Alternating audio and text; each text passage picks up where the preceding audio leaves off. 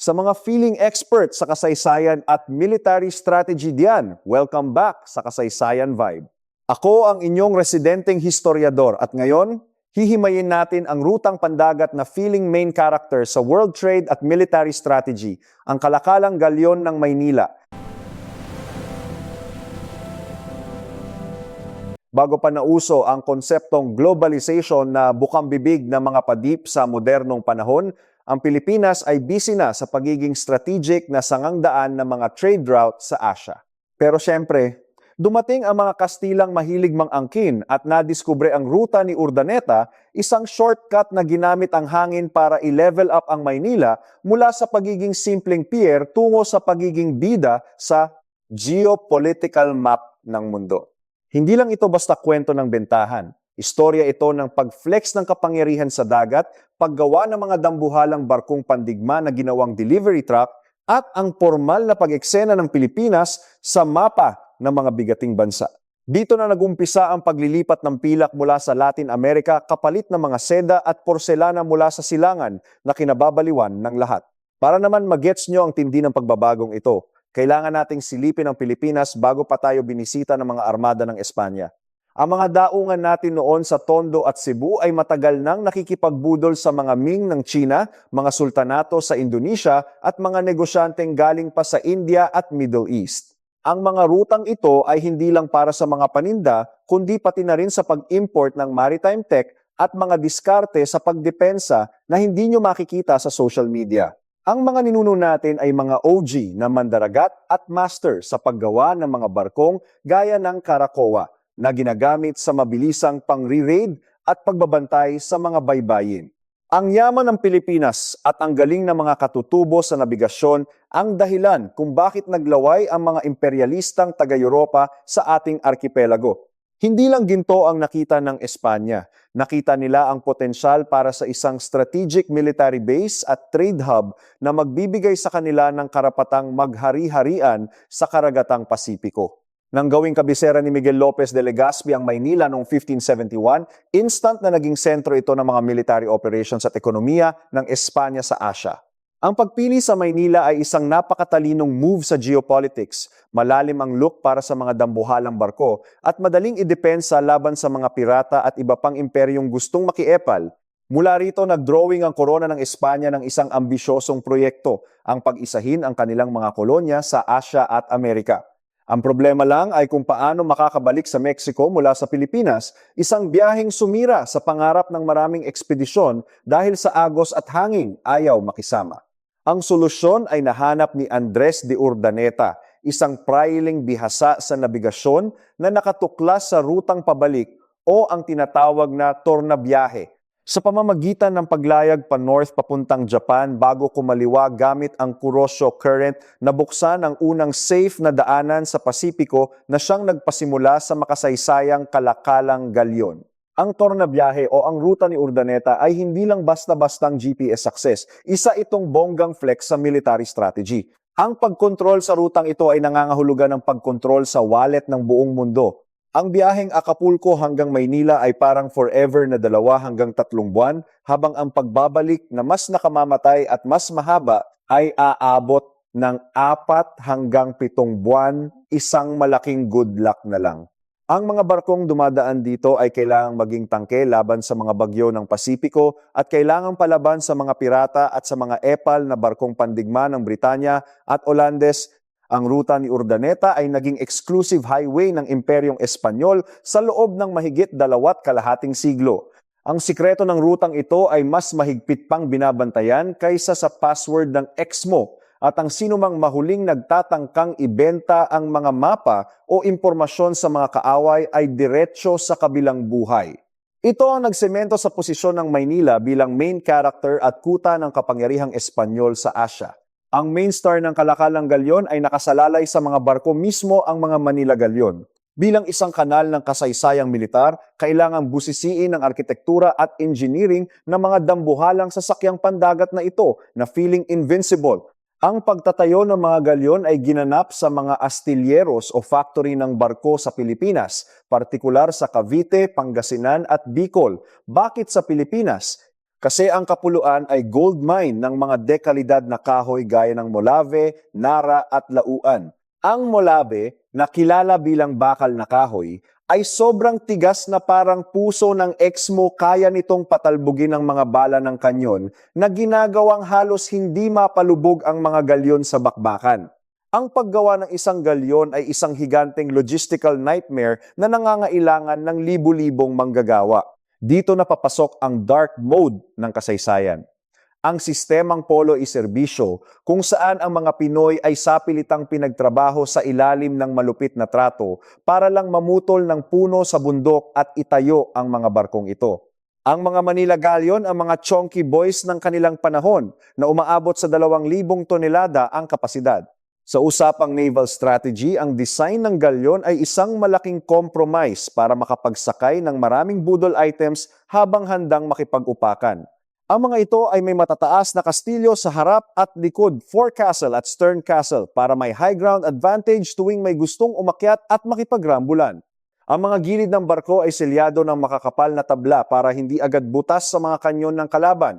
Bawat galyon ay punong-puno ng 12-12 ng kanyon na gawa sa tanso at bakal na hinulma sa mga fundisyon sa Maynila gamit ang tech ng mga Espanyol na ni-level up pa ng mga lokal at Chinong panday. Ang mga barkong ito ay hindi lang basta delivery truck, sila ay mga lumulutang na kuta na nagpapakita ng military flex ng imperyo sa gitna ng dambuhalang karagatang Pasipiko.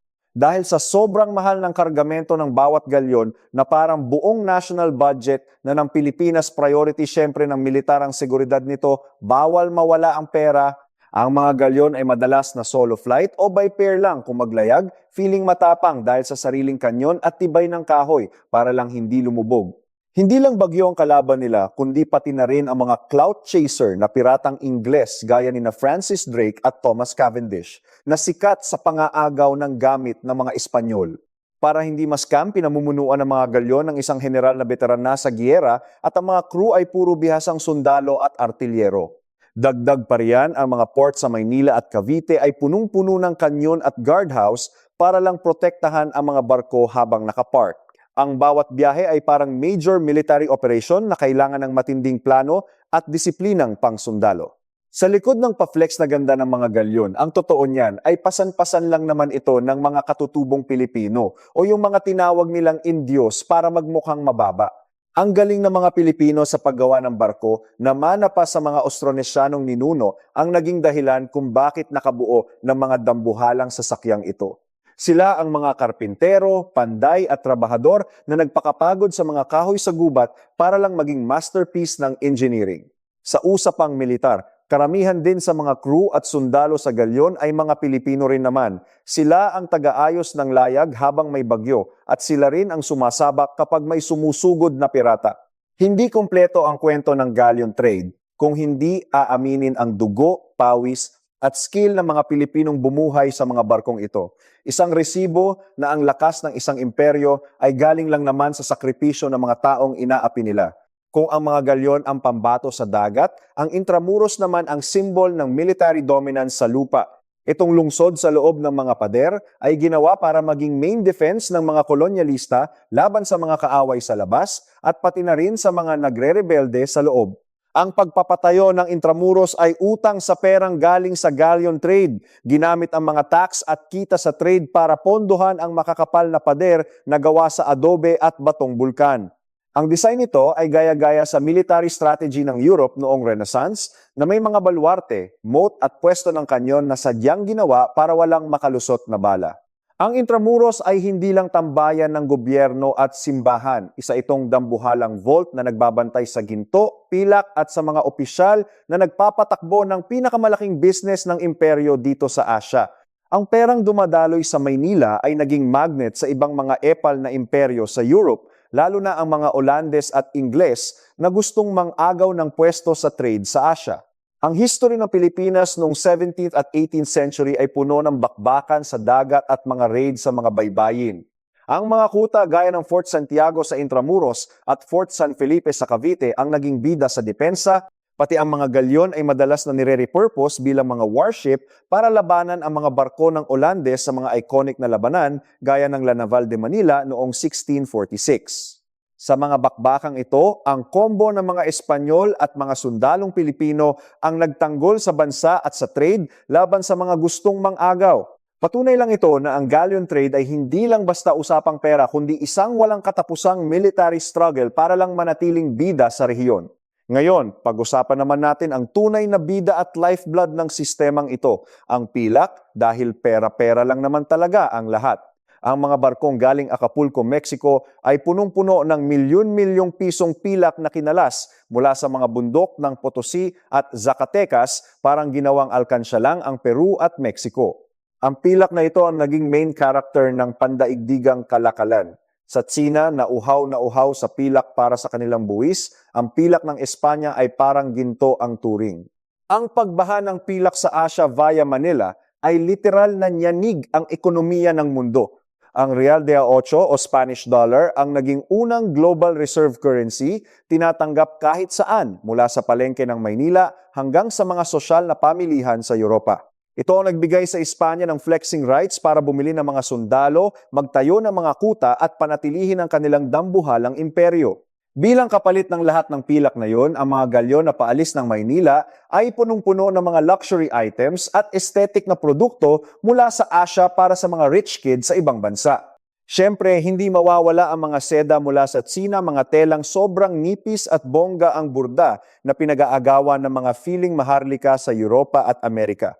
Bukod sa seda, may kasama pang mga porselana mula sa Ming at Qing Dynasty na ginagawa lang namang pampabigat sa ilalim ng barko pero pagdating sa pampang, presyong ginto na. Huwag kalimutan ang mga pampalasa mula sa Moluccas gaya ng paminta at nutmeg, mga garing mula sa India at mga alahas na pang-display. Ang mga ito ay hindi lang basta gamit, sila ang ultimate status symbol ng mga clout chaser noon. Ang pagkontrol sa mga produktong ito ay katumbas ng pagkontrol sa mundo, isang bagay na kabisadong-kabisado ng mga strategic na general at opisyal sa Maynila. Para mamanage ang dagsa ng mga imported na gamit mula sa China, gumawa ang mga Espanyol ng Parian noong 1581, isang espesyal na zone sa labas ng Intramuros para sa mga mangangalakal na Chino o mga Sangli. Ang Parian ang naging OG na Chinatown sa mundo at ang tunay na economic hub ng Maynila. Dito nangyayari ang lahat ng budol, palitan ng pilak at seda, paggawa ng kung ano-ano, at lahat ng serbisyong kailangan ng mga tamad na kolonyalista. Pero sa usapang seguridad, ang paglalagay sa Parian sa labas ng pader at tapat na mga kanyon ng Intramuros ay isang calculated move ng mga praning na militar. Umaasa ang mga Espanyol sa mga Chino para sa ekonomiya, pero takot na takot din sila dahil mas marami ang mga ito kaysa sa kanila. Ang toxic relationship na ito ay nagresulta sa mga madugong pag-aalsa at masaker sa loob ng ilang siglo. Akala nyo ba open para sa lahat ang kalakalang galyon? Nagkakamali kayo dahil isa tong exclusive na monopolyo na pinapatakbo ng tinatawag na boleta system. Ang boleta ay parang VIP ticket na nagbibigay ng karapatan sa isang tao na magkarga ng kalakal sa galyon. At syempre, ang pagbibigay ng mga ticket na ito ay pugad ng matinding korupsyon at politiking sa loob ng kolonya. Ang mga gobernador general, mga opisyal, mga praele at ang mga miyembro ng konsulado ang laging priority sa slot. Ang sistemang ito ang nanganak sa mga oligarkiya sa Maynila, isang maliit na grupo ng mga elite na yumaman ng husto habang ang iba ay nakanganga. Ang yaman na ito ay ginamit nila para lalong palakasin ang kanilang kapit sa politika at militar, kaya ang kapangyarihan ay nanatiling exclusive lang sa iilang tao sa loob ng mga pader ng Intramuros. Akala nyo ba puro yaman lang ang dala ng kalakalang galyon? Yun pala, isa itong patalim na may dalawang talim para sa Pilipinas. Masyadong na-focus ang gobyernong kolonyal sa Maynila at sa taunang pagdating at pag-alis ng mga barko na parang naghihintay lang ng parcel. Dahil dito, napabayaan ang agrikultura at mga lokal na industriya sa labas ng kabisera. Ang mga probinsya ay ginawang taga-supply lang ng labor para sa paggawa ng barko at tagakuha ng raw materials nang walang pondo para sa sarili nilang pagunlad. Naging entrepot o transit point lang ang ekonomiya nating isang bonggang terminal kung saan dumadaan ang yaman pero hindi naman tumatambay. Ang kawalan ng pansin sa lokal na produksyon at ang sobrang pag-asa sa imported at pilak mula Mexico ang nag-iwan sa kolonya na marupok sa mga krisis. Isang nakakatawang aspeto ng kalakalang galyon na may kinalaman sa militar ay ang konsepto ng sitwado. Dahil hindi kayang buhayin ng gobyerno sa Pilipinas ang sarili nito mula sa lokal na buwis. Kasi nga ang lokal na ekonomiya, umaasa sila sa taunang subsidyo mula sa Mexico na tinatawag na situado. Ang perang ito na daan-daang libong piso ay kailangan para pambayad sa sahod ng mga sundalo, maintenance ng mga kuta at pondo para sa mga kampanyang militar laban sa mga pirata at rebelde. Kapag ang galyon ay lumubog o na-scam ng mga kaaway, wala na ang situado na nagdudulot ng matinding krisis sa Maynila. Ang mga sundalo ay hindi nasusuwelduhan, kaya bagsak ang moral at kung minsan ay nag-aalsa pa. Higit pa sa pilak at seda, ang mga galyon ay naging grab ng kasaysayan para sa pinakamalaking pagpapalitan ng biolohiya bilang bahagi ng Columbian Exchange. Mula sa Amerika, dinala ng mga barko ang mga halamang nagpabago sa agrikultura at diet ng Pilipinas at buong Asya. Ang mais, kamote, kamatis, pinya, papaya at abokado ay pumasok sa bansa. Ang mais at kamote, lalo na ang naging pambansang hero na nagligtas sa mga tao sa gutom tuwing may sakuna. Ang tabako at kakao naman ang naging basehan ng mga bagong industriya at monopolyo na pinagkakitaan ng gobyerno sa mga sumunod na siglo. Sa usapang militar, ang mga bagong pananim na ito ang naging rasyon ng mga sundalo at tripulante na madaling itago at masustansya para sa mahahabang biyahe. Sa kabilang banda, hindi rin nagpatalo ang Pilipinas at Asya sa pagpapadala ng sarili nating biolohikal na ambag sa Amerika. Ang mangga ng Maynila, na hanggang ngayon ay flex pa rin sa Mexico bilang Mango de Manila, ay isa sa mga pinakasikat na halimbawa. Ang sampalok pati na ang iba't ibang orkidyas at mga ornamental na halaman ay tumawid ng Pasipiko para magkalat sa bagong mundo. Ang palitang ito ay hindi lang nagbago ng mga ekosistema, kundi pati na rin ng kultura at gawi sa pagkain.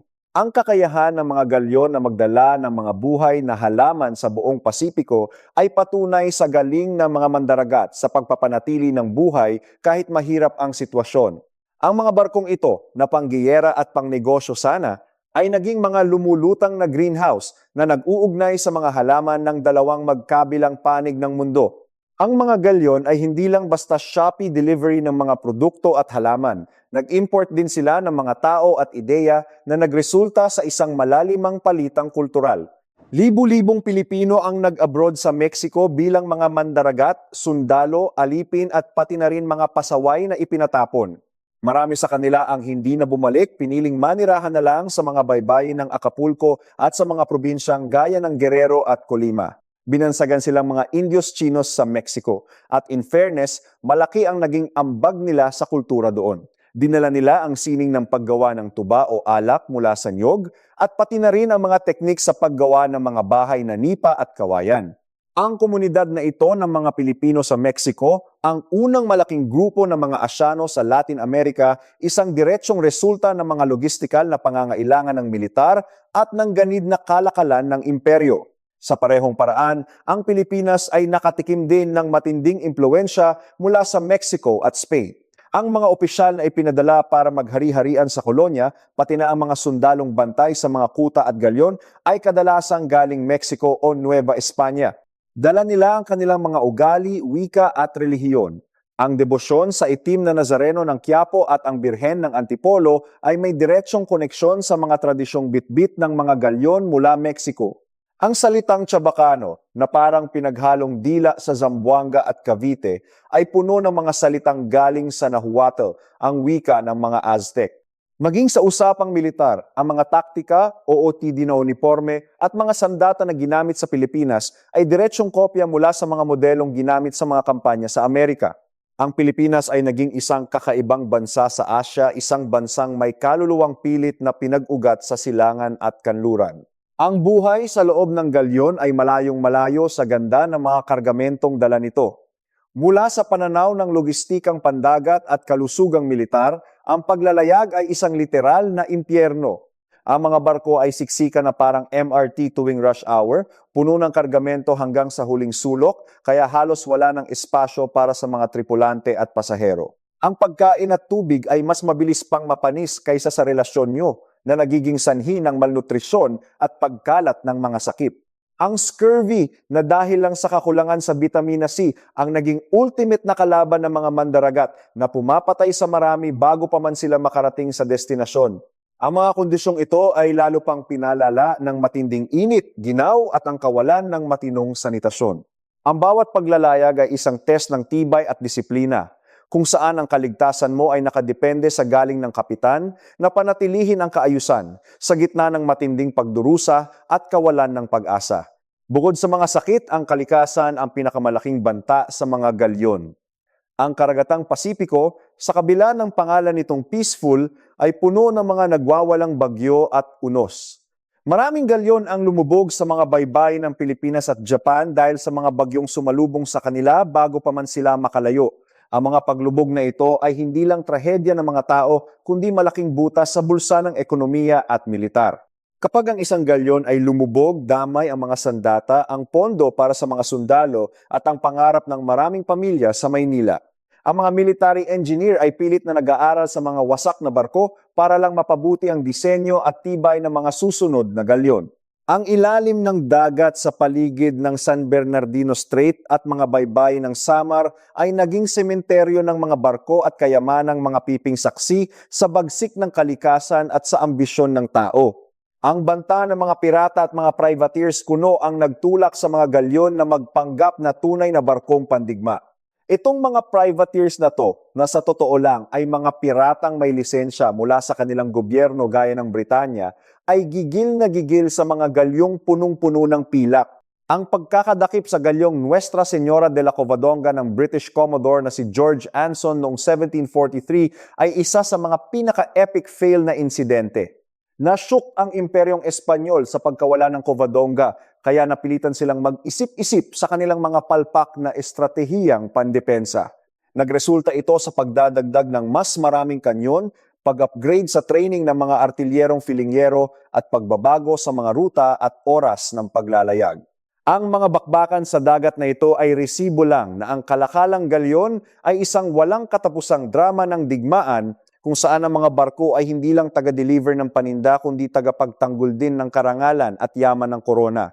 Lantad na lantad ang pagkapabaya sa depensa ng Maynila noong 1762 nang biglang pumasok ang mga British at sakupin ang lungsod habang may 7 Years' War.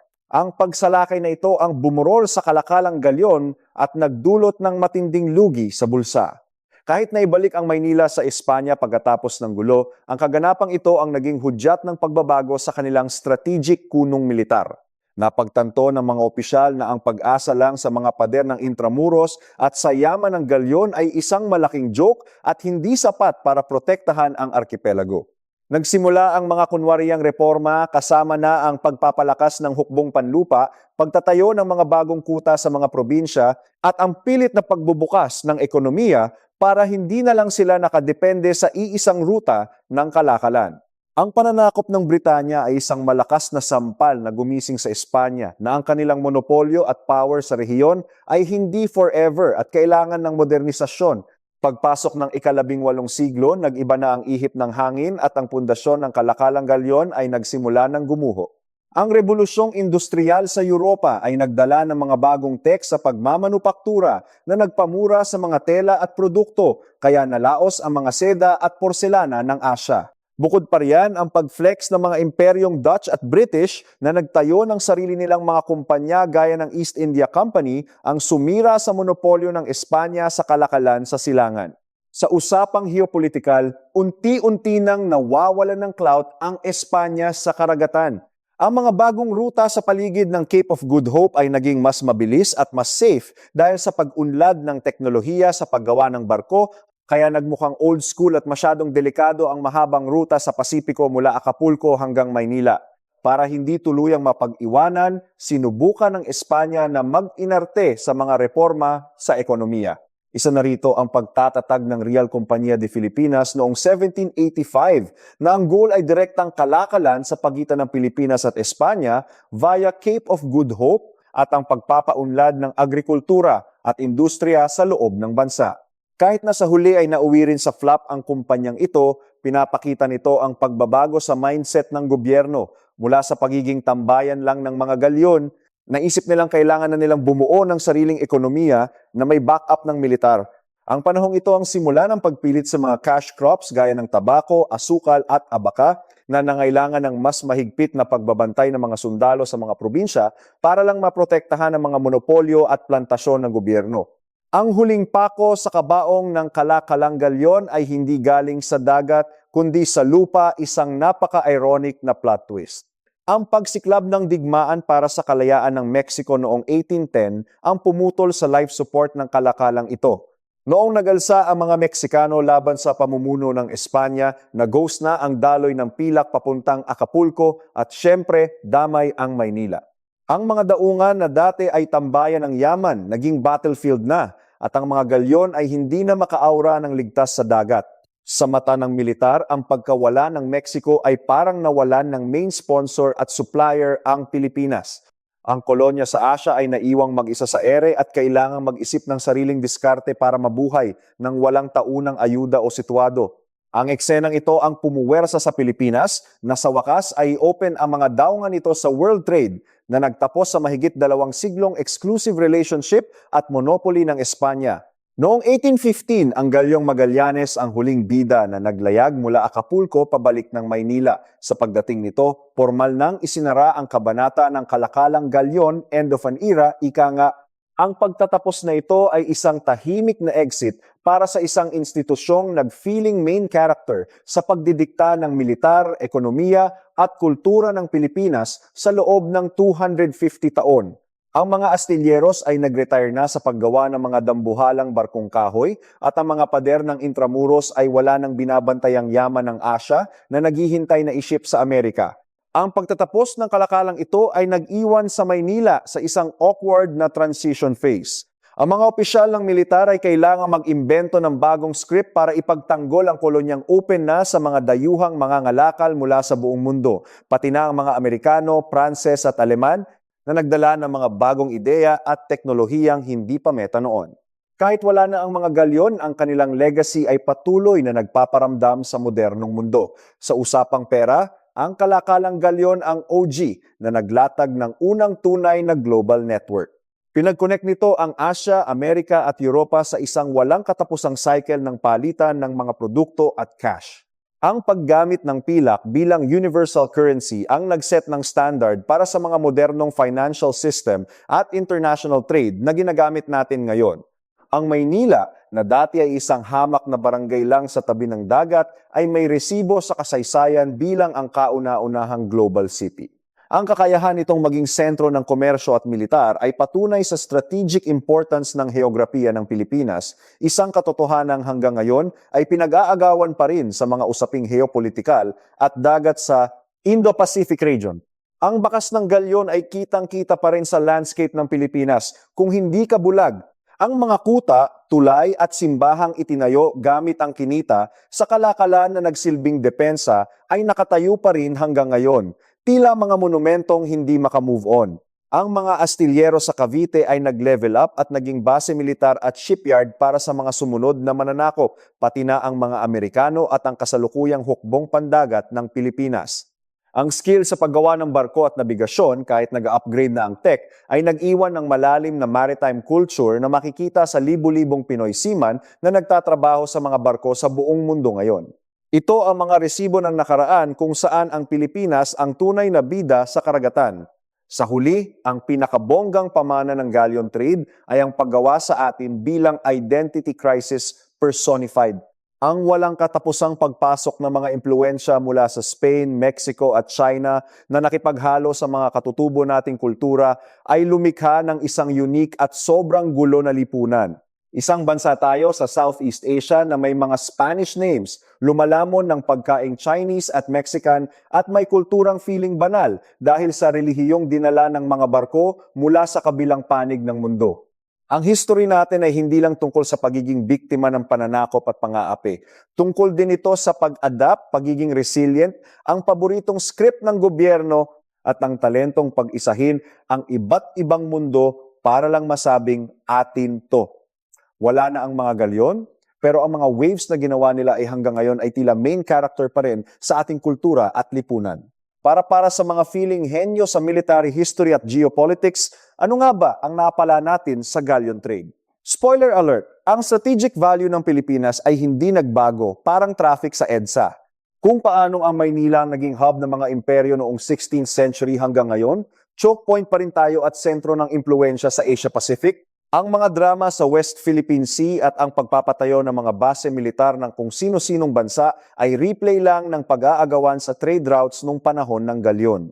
Ang pag-throwback sa galleon trade ay paalala na ang history ay hindi lang listahan ng mga petsang kailangang i-memorize, kundi isang magulong web ng sanhi at bunga. Ang trip ng isang navigator na dumaan sa Hilaga, ang pawis ng karpintero sa Cavite, at ang pagmimina ng pilak sa Potosi, lahat ng ito ay nag-collab para baguhin ang takbo ng mundo. Bilang isang historiador, ang kwento ng galyon ay isang red flag at inspo ng sabay.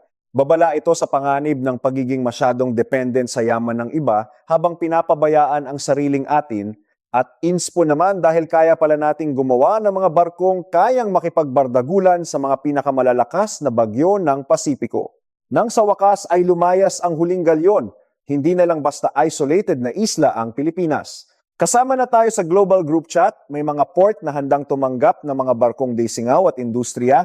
Ang Manila Galleon Trade ang unang step sa modernisasyon, isang bayolente pero necessary na proseso na nagmulat sa atin sa malawak na mundo.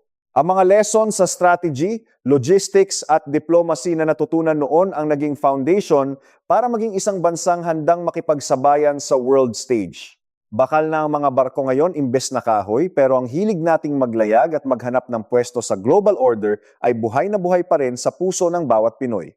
Sa madaling salita, huwag niyong isiping silver at seda lang ang usapan sa Manila Galleon Trade. Isa itong dambuhalang military at logistical flex na nagkonekta sa tatlong kontinente para lang magkaroon ng dahilan ang mga Kastila. Ginawa nilang main character ang Maynila bilang kuta ng kapangyarihan at tambayan ng world commerce. Dito tayo natutong gumawa ng barkong pang-export at mag-isip ng defense strategy na parang pro. Ang laking epekto nito sa bulsa, kultura at pati na rin sa DNA natin. At syempre, pinatunayan ito na tayo ang ultimate bridge ng East at West kahit na ginawa lang tayong shortcut. Ang kwento ng mga barkong ito ay ang origin story ng modernong global economy at ang simula ng pag-overthink natin sa geopolitics ng Pasipiko. Ito ang legacy ng unang global trade network na nagpahirap at nagpayaman sa marami. Ngayon, oras na para mag-feeling historian kayo sa comment section. Matapos nating busisiin ang military, economy at culture ng galleon trade, ano ang T na tumatak sa inyo? Na-impress ba kayo sa engineering ng mga barkong gawang Pinoy na hindi basta-basta lumulubog? O baka naman fan kayo ng navigational genius ni Urdaneta na sa wakas ay nahanap ang daan pa uwi? O baka mas bet nyo usapang pilak at kung paano nito binago ang ating lipunan at pagkatao? I-drop na ang inyong mga hot takes at conspiracy theories sa baba. Ang mga insight nyo ang nagpapasigla sa usapan at nagbibigay ng bagong plot twist sa kasaysayan at geopolitics ng Pinas. Kung sa tingin nyo ay may natutunan kayo at hindi lang kayo nasayang sa pakikinig tungkol sa galleon trade at military strategy, pakiclick naman ang like button para kunwari ay seryoso tayong tao. Ang bawat like ay pampalubag loob sa algorithm para malaman itong may space pa ang history content sa platform na ito. At syempre, kung hindi ka pa kasali sa ating History Geek community, i-hit mo na ang subscribe button at kalampagin ang notification bell para naman updated ka sa mga susunod nating paghimay sa mga epic na bakbakan, maling desisyon at mga secret files ng nakaraan na dahilan kung bakit ganito tayo ngayon. Ang suporta nyo ang nagsisilbing kape at pambayad sa kuryente dito sa Kasaysayan Vibe. Hindi biro ang maghalungkat ng mga lumang papel sa archive at mag-analyze ng military strategy habang ang iba ay nanonood lang ng kung ano-ano, pero ang makitang may nakikinig pa sa history ay sapat na para ituloy ang ganitong content. Salamat sa mga nag-share ng videos natin sa mga tropa at kaklase nilang kailangang mag-review. Goal nating gawing aesthetic at hindi boring ang kasaysayan para sa lahat ng Pinoy na mahilig sa throwback. Sa susunod na episode, hindi pa tayo aalis sa dagat pero asahan ang mas madilim at mas madugong plot twist sa ating maritime history. Pag-uusapan natin ang mga bakbakang sumubok sa tibay ng mga galyon at ng mga kuta sa Maynila, ang mga naval wars laban sa mga Olandes noong 17th century. Paano nga ba nagawang ipagtanggol ng iilang Pinoy at Kastila ang bansa laban sa pinakamalakas na armada sa mundo noon? Hihimayin natin ang mga galawan, ang mga barko at ang miracle sa labanan ng La Naval de Manila. Isa itong kwento ng diskarte, dasal at survival na siguradong mas intense pa sa drama sa social media. Hanggang sa susunod na bardagulan, sige, kunwari may natutunan tayo sa nakaraan para hindi tayo mukhang ewan sa hinaharap. Ang kasaysayan ay hindi lang basta throwback. Ito ang resibo ng ating pagkatao at ang GPS ng bayang mahilig maligaw. Ako ang inyong taga-spill ng tea mula sa nakaraan na nagpapasalamat sa inyong pakikisawsaw sa makasaysayang trip na ito.